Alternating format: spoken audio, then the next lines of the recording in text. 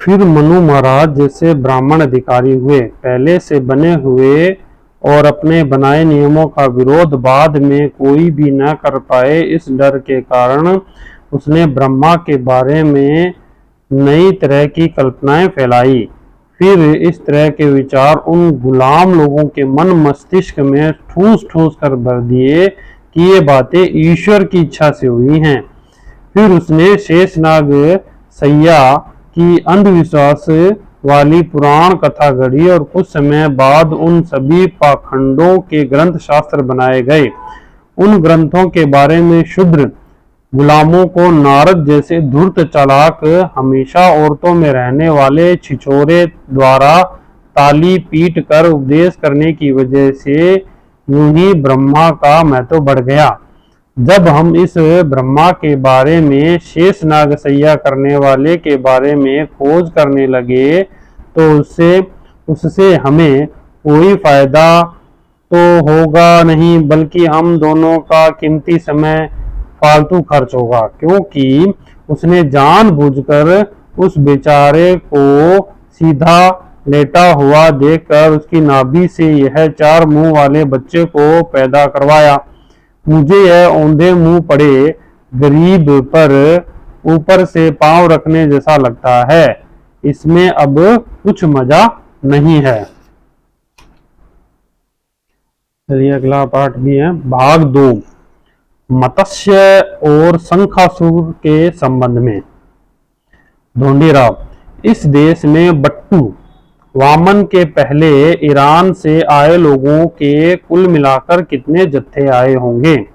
ज्योतिराव, इस देश में आर्य लोगों के कई जत्थे जल मार्ग से आए। ढोंडीराव जी क्या कहते हैं? उनमें से पहला जत्था जल मार्ग से लड़ाकू नौका से आया था या किसी और मार्ग से?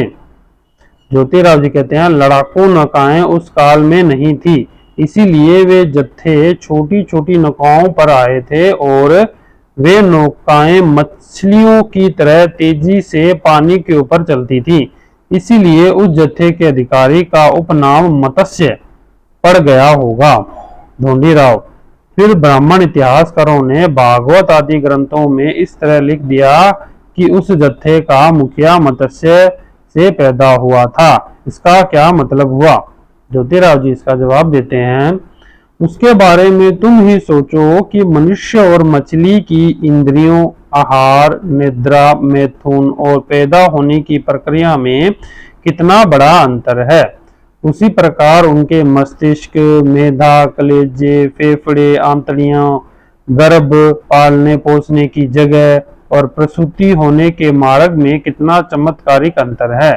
मनुष्य जमीन पर रहकर अपनी जिंदगी बसर करने वाला प्राणी है। वह जरा सी असावधानी से पानी में गिरने पर तैरना ना आए तो डूबकर मर जाता है, लेकिन मछली हमेशा ही पानी में रहती है और पानी से बाहर निकाल कर जमीन पर रखते ही तड़प तड़प कर मर जाती है।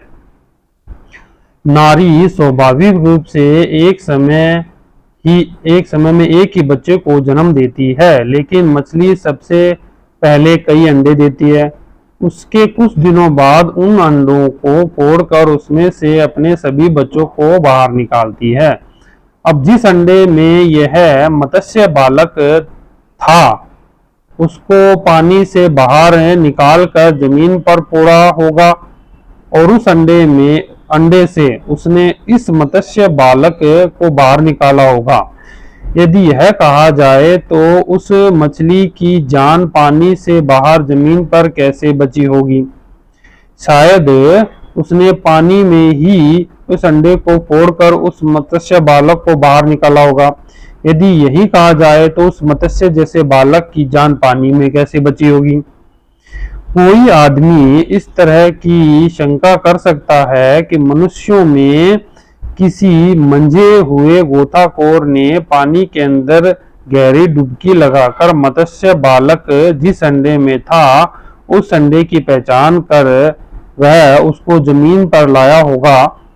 खैर यह भी सच मान लीजिए, लेकिन बाद में किस चतुर मर्द ने मछली के उस अंडे को फोड़कर उसमें से उस मत्स्य बालक को निकाला होगा, क्योंकि यूरोप और अमेरिकी देशों में तो काफी विकास हुआ है और मेडिकल क्षेत्र में बड़े बड़े ख्याति प्राप्त विद्वान हुए हैं। फिर भी उनमें से किसी एक ने भी अपने सीने पर हाथ रखकर यह दावा नहीं किया है कि मैं मछली के अंडों को फोड़कर उसमें से बच्चे को जिंदा बाहर निकाल सकता हूँ। खैर, वह अंडा पानी में है। इस तरह का महत्वपूर्ण संदेश किस अमर मछली ने पानी से बाहर आकर उस गोताखोर को बताया होगा? उस जल में रहने वाले संदेशवाहक की भाषा मानव को कैसे समझ में आई होगी? इस प्रकार की एक से अधिक शंकाओं से भरे उन लेखों से यही समाधान होना बिल्कुल असंभव है। इसलिए उसके बारे में यह अनुमान प्रमाणित होता है कि बाद में कुछ मूर्ख लोगों ने मौका मिलते ही अपने प्राचीन ग्रंथों में इस तरह की काल्पनिक कथाओं को घुसेड़ दिया होगा। ढोंडीराव जी कहते हैं, अच्छा, फिर सवाल यह उठता है कि उस जत्थे का नायक अपने लोगों के साथ किस जगह पर आकर रुका होगा? ज्योतिराव जी कहते हैं, पश्चिम में समुद्र पार करते हुए वह बंदरगाह पर उतरा। ज्योतिराव जी कहते हैं, उस बंदरगाह पर उतरने के बाद उसने क्या किया? ज्योतिराव जी बताते हैं, उसने शंखासुर नाम के क्षेत्रपति को जान से मार डाला, उसके राज्य को छीन लिया।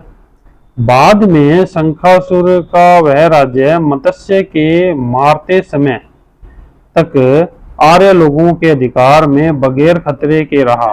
मत्स्य के मरते ही शंखासुर के लोगों ने अपना राज्य वापस लेने के उद्देश्य से मत्स्य के कबीले पर खतरनाक आक्रमण कर दिया। ढोंडीराव जी कहते हैं, बाद में इस खतरनाक हमले का क्या परिणाम हुआ? ज्योतिराव जी जवाब दे रहे हैं, उस भयंकर हमले में मत्स्य के कबीले की बुरी तरह से करारी हार हुई। इसीलिए उसने युद्ध भूमि से ही भाग जाना बेहतर समझा और वह भाग निकला। बाद में शंखासुर के लोगों ने उसका पीछा किया तो वह अंत में किसी पहाड़ी पर जाकर घने जंगल में छुप गया।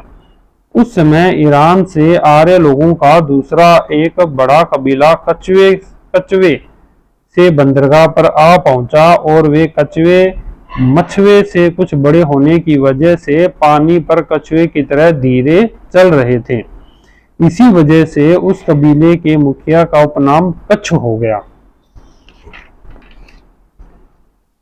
अब भाग 3 है, कच्छ, भूदेव, भूपति, क्षत्रिय, द्विज और कश्यप राजा के संबंध में। ढोंडीराव, मछली और कछुआ, इन सभी बातों में तुलना करने पर कुछ अंतर दिखाई पड़ता है, लेकिन कुछ बातों से जैसे पानी में रहना, अंडे देना, उन्हें फोड़ना आदि में समानता दिखाई देती है। इसीलिए भागवत आदि पुराणों में लिखा हुआ है कि कच्छ कछुए से पैदा हुए। इसके बारे में भी सोचने पर परिणाम मत्स्य जैसा ही होगा और आप अपना सारा समय व्यर्थ में नष्ट होगा। आपका सारा समय व्यर्थ में नष्ट होगा। इसीलिए मैं आपसे पूछना चाहता हूं कि कच्छ ने बंदरगाह पर उतरने के बाद क्या किया?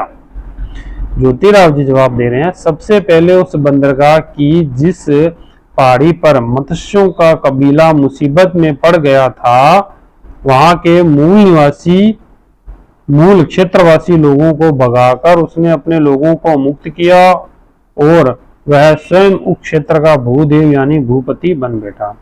ढोंडीराव जी कहते हैं, फिर जिनको कच्छ ने खदेड़ा था वे क्षेत्रीय लोग किस ओर चले गए?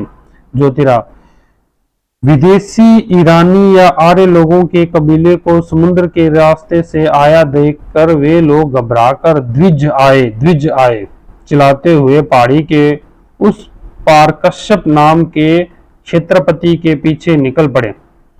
कच्छ ने उनको इस तरह पीछे जाते हुए देखकर अपने साथ कुछ फौज लेकर उस पहाड़ी के एक किनारे से नीचे उतरा।